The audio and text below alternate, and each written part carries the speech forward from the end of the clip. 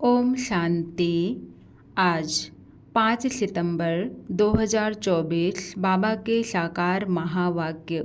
मुरली का सार। मीठे बच्चे, तुम्हें यहाँ प्रवृत्ति मार्ग का लव मिलता है, क्योंकि बाप दिल से कहते हैं मेरे बच्चे। बाप से वर्षा मिलता है। यह लव देहधारी गुरु नहीं दे सकते। प्रश्न: जिन बच्चों की बुद्धि में ज्ञान की धारणा है, सुरूढ़ बुद्धि है, उनकी निशानी क्या होगी?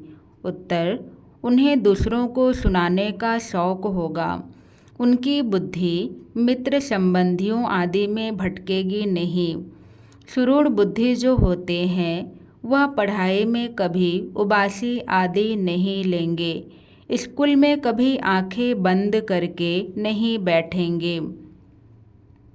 जो बच्चे तवाई होकर बैठते, जिनकी बुद्धि इधर उधर भटकती रहती, वह ज्ञान को समझते ही नहीं। उनके लिए बाप को याद करना बड़ा मुश्किल है। ओम शांति। यह है बाप और बच्चों का मेला। गुरु और चेले अथवा शिष्यों का मेला नहीं है। इन गुरु लोगों की दृष्टि रहती है कि यह हमारे शिष्य हैं अथवा फॉलोअर्स हैं व जिज्ञासु हैं। हल्की दृष्टि हो गई ना। वह उस दृष्टि से ही देखेंगे, आत्मा को नहीं। वह देखते हैं शरीरों को, और वह चेले भी देह अभिमानी होकर बैठते हैं। उनको अपना गुरु समझते हैं। दृष्टि ही वह रहती है कि हमारा गुरु है। गुरु के लिए रिगार्ड रखते हैं। यहाँ तो बहुत फर्क है। यहाँ बाप ही बच्चों का रिगार्ड रखते हैं। जानते हैं इन बच्चों को पढ़ाना है। यह सृष्टि चक्र कैसे फिरता है, बेहद की हिस्ट्री जोग्राफी बच्चों को समझानी है। उन गुरुओं की दिल में बच्चे का लव नहीं होगा। बाप के पास तो बच्चों का बहुत लव रहता है, और बच्चों का भी बाप पर लव रहता है। तुम जानते हो बाबा तो हमको सृष्टि चक्र का ज्ञान सुनाते हैं। वह क्या सिखाते हैं? आधा कल्प शास्त्र आदि सुनाते, भक्ति के कर्म कांड करते, गायत्री संध्या आदि सिखाते रहते हैं। यह तो बाप आया हुआ है, अपना परिचय दे रहे हैं। हम बाप को बिल्कुल नहीं जानते थे, सर्वव्यापी ही कह देते थे। कभी भी पूछो परमात्मा कहाँ है तो झट कहेंगे वह तो सर्वव्यापी है। तुम्हारे पास मनुष्य जब आते हैं तो पूछते हैं यहाँ क्या सिखाया जाता है? बोलो हम राजयोग सिखाते हैं, जिससे तुम मनुष्य से देवता अर्थात राजा बन सकते हो। और कोई सत्संग में ऐसा नहीं होगा जो कहे हम मनुष्य से देवता बनने की शिक्षा देते हैं। देवताएं होते हैं सतयुग में, कलयुग में है मनुष्य। अब हम तुमको सारे सृष्टि चक्र का राज समझाते हैं, जिससे तुम चक्रवर्ती राजा बन जाएंगे। और फिर तुमको पावन बनने की बहुत अच्छी युक्ति बताते हैं। ऐसी युक्ति कभी कोई समझा न सके। यह है सहज राजयोग। बाप है पतित पावन, वह सर्वशक्तिमान भी है, तो उनको याद करने से ही पाप भस्म होंगे। क्योंकि योग अग्नि है ना, तो यहाँ नई बात सिखलाते हैं। यह ज्ञान मार्ग है। ज्ञान सागर एक ही होता है बाप। ज्ञान और भक्ति अलग अलग है। ज्ञान सिखाने लिए बाप को आना पड़ता है, क्योंकि वही ज्ञान का सागर है। वह खुद आकर अपना परिचय देते हैं कि मैं सबका बाप हूँ। ब्रह्मा द्वारा सारी सृष्टि को पावन बनाता हूँ। पावन दुनिया है सतयुग, पतित दुनिया है कलयुग। तो सतयुग आदि, कलयुग अंत का यह है संगम युग। इनको लीप युग कहा जाता है। इसमें हम जंप मारते हैं। कहाँ? पुरानी दुनिया से नई दुनिया में जंप मारते हैं। वह तो सीढ़ी से आहिस्ते आहिस्ते नीचे उतरते आए। यहाँ तो हम छीछी दुनिया से नई दुनिया में एकदम जंप मारते हैं, सीधा चले जाते हैं ऊपर। पुरानी दुनिया को छोड़ हम नई दुनिया में जाते हैं, यह है बेहद की बात। बेहद की पुरानी दुनिया में ढेर मनुष्य हैं, नई दुनिया में तो बहुत थोड़े मनुष्य होते हैं जिसको स्वर्ग कहा जाता है। वहाँ सब पवित्र रहते हैं। कलयुग में है सब अपवित्र। अपवित्र रावण बनाते हैं। यह तो सबको समझाते हैं कि तुम अब रावण राज्य अथवा पुरानी दुनिया में हो। असल में राम राज्य में थे जिसको स्वर्ग कहा जाता था।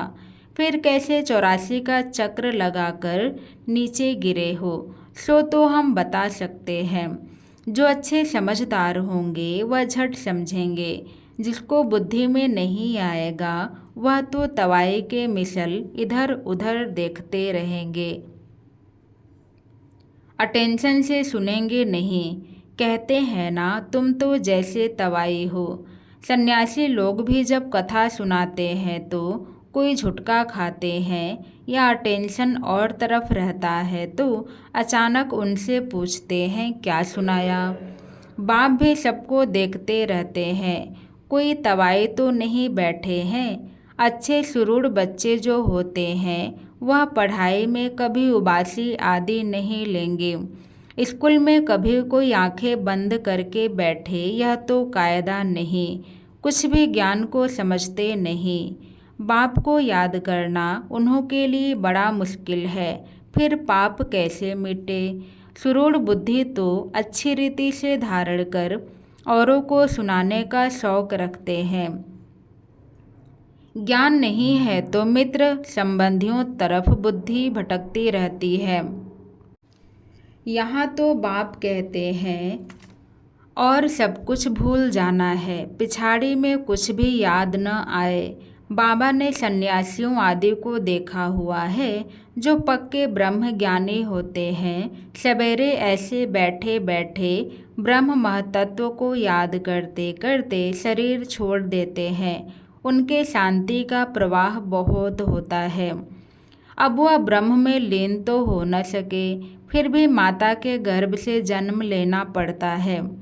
बाप ने समझाया है, वास्तव में महात्मा तो श्री कृष्ण को कहा जाता है। मनुष्य तो बिगर अर्थ समझे ऐसे ही कह देते हैं। बाप समझाते हैं श्री कृष्ण है संपूर्ण निर्विकारी, परंतु उनको सन्यासी नहीं देवता कहा जाता है। सन्यासी कहना व देवता कहना उनका भी अर्थ है। यह देवता कैसे बना, सन्यासी से देवता बना। बेहद का सन्यास किया फिर चले गए नई दुनिया में। वह तो हद का सन्यास करते हैं, बेहद में जा न सके। हद में ही पुनर्जन्म लेना पड़े विकार से। बेहद का मालिक बन न सके, राजा रानी कभी बन न सके, क्योंकि उन्हों का धर्म ही अलग है। सन्यास धर्म देवी देवता धर्म नहीं है। बाप कहते हैं, मैं अधर्म विनाश कर देवी देवता धर्म की स्थापना करता हूँ। विकार भी अधर्म है ना, इसलिए बाप कहते हैं इन सब का विनाश और एक आदि सनातन देवी देवता धर्म की स्थापना करने मुझे आना पड़ता है। भारत में जब सतयुग था तो एक ही धर्म था, वही धर्म फिर अधर्म बनता है। अब तुम फिर से आदि सनातन देवी देवता धर्म स्थापन कर रहे हो। जो जितना पुरुषार्थ करेंगे उतना उच्च पद पाएंगे। अपने को आत्मा निश्चय करना है। भल गृहस्थ व्यवहार में रहो, उसमें भी जितना हो सके उठते बैठते यह पक्का करो। जैसे भक्त लोग सवेरे उठकर एकांत में बैठ माला जपते हैं, तुम तो सारे दिन का हिसाब निकालते हो। फलाने समय इतनी याद रही, सारे दिन में इतना समय याद रही, टोटल निकालते हो। वह तो सवेरे उठकर माला फेरते हैं। भल कोई सच्चे भक्त नहीं होते हैं। कईयों की बुद्धि तो बाहर कहाँ कहाँ भटकती रहती है। अभी तुम समझते हो भक्ति से फायदा कुछ भी नहीं मिलना है। यह तो है ज्ञान जिससे बहुत फायदा होता है। अभी तुम्हारी है चढ़ती कला। बाप घड़ी घड़ी कहते मन मना भव। गीता में भी अक्षर है परंतु उसका अर्थ कोई भी सुना नहीं सकेंगे, जवाब देने आएगा नहीं। वास्तव में उसका अर्थ लिखा हुआ भी है। अपने को आत्मा समझ, देह के सब धर्म छोड़, मामेकम याद करो, भगवानुवाच है ना। परंतु उनकी बुद्धि में है श्री कृष्ण भगवान, वह तो देहधारी पुनर्जन्म में आने वाला है ना। उनको भगवान कैसे कह सकते हैं? तो सन्यासी आदि किसी की भी दृष्टि बाप और बच्चों की नहीं हो सकती। बल गांधी जी को बापूजी कहते थे, परंतु बाप बच्चे का संबंध नहीं कहेंगे, वह तो फिर भी साकार हो गया ना। तुमको तो समझाया है, अपने को आत्मा समझो। इसमें जो बाप बैठा है वह है बेहद का बापूजी। लौकिक और पारलौकिक दोनों बाप से वर्षा मिलता है, बापूजी से तो कुछ नहीं मिला। अच्छा, भारत की राजधानी वापस मिली, परंतु यह वर्षा तो नहीं कहेंगे, सुख मिलना चाहिए ना। वर्षे होते ही हैं दो, एक हद के बाप का, दूसरा बेहद के बाप का। ब्रह्मा से भी कोई वर्षा नहीं मिलता है, बल सारी प्रजा का वह पिता है। उनको कहते हैं ग्रेट ग्रेट ग्रैंडफादर। वह खुद कहते हैं मेरे से तुमको कुछ भी वर्षा नहीं मिलता, जबकि यह खुद कहते हैं मेरे से वर्षा नहीं मिल सकता। तो उस बापूजी से फिर क्या वर्षा मिल सकेगा? कुछ भी नहीं। अंग्रेज तो चले गए, अभी क्या है?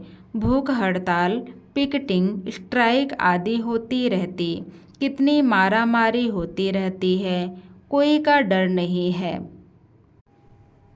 बड़े बड़े ऑफिसर्स को भी मार देते हैं, सुख के बजाय और दुख है। तो बेहद की बात यहाँ ही है। बाप कहते हैं पहले पहले तो यह पक्का निश्चय करो कि हम आत्मा है, शरीर नहीं। बाप ने हमको एडॉप्ट किया है, हम एडॉप्टेड बच्चे हैं। तुमको समझाया जाता है बाप ज्ञान का सागर आया है और सृष्टि चक्र का राज समझाते हैं, दूसरा कोई समझा न सके। बाप कहते हैं देह सहित देह के सब धर्मों को भूल, मामेकम याद करो, सतो प्रधान जरूर बनना पड़ेगा।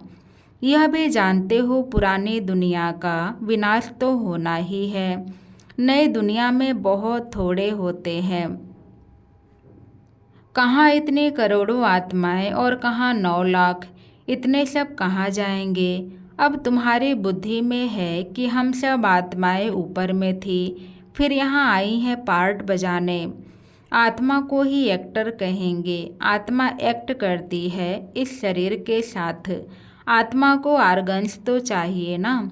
आत्मा कितनी छोटी है, 84 लाख जन्म है नहीं। हर एक अगर 84 लाख जन्म ले, फिर पार्ट रिपीट कैसे करेंगे? याद नहीं रह सकता, स्मृति से बाहर चला जाए।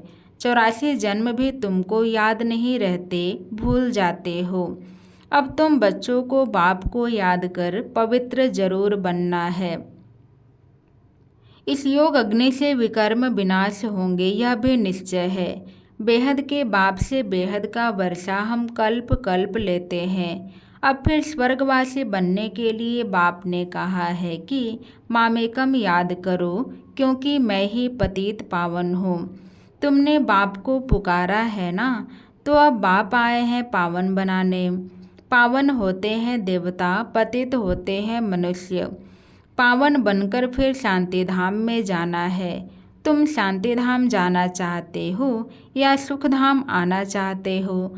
सन्यासी तो कहते हैं सुख काग विष्टा के समान है, हमको शांति चाहिए। तो वह सतयुग में कभी आ नहीं सकेंगे। सतयुग में था प्रवृत्ति मार्ग का धर्म, देवताएं निर्विकारी थे, वही पुनर्जन्म लेते लेते पतित बनते हैं। अब बाप कहते हैं निर्विकारी बनना है, स्वर्ग में चलना है तो मुझे याद करो, तो तुम्हारे पाप कट जाए, पुण्य आत्मा बन जाएंगे। फिर शांति धाम सुख धाम में जाएंगे। वहाँ शांति भी थी, सुख भी था, अभी है दुख धाम। फिर बाप आकर सुख धाम की स्थापना करते हैं, दुख धाम का विनाश। चित्र भी सामने है, बोलो अभी तुम कहाँ खड़े हो। अभी है कलयुग का अंत, विनाश सामने खड़ा है, बाकी जाकर थोड़ा टुकड़ा रहेगा। इतने खंड तो वहाँ होते नहीं।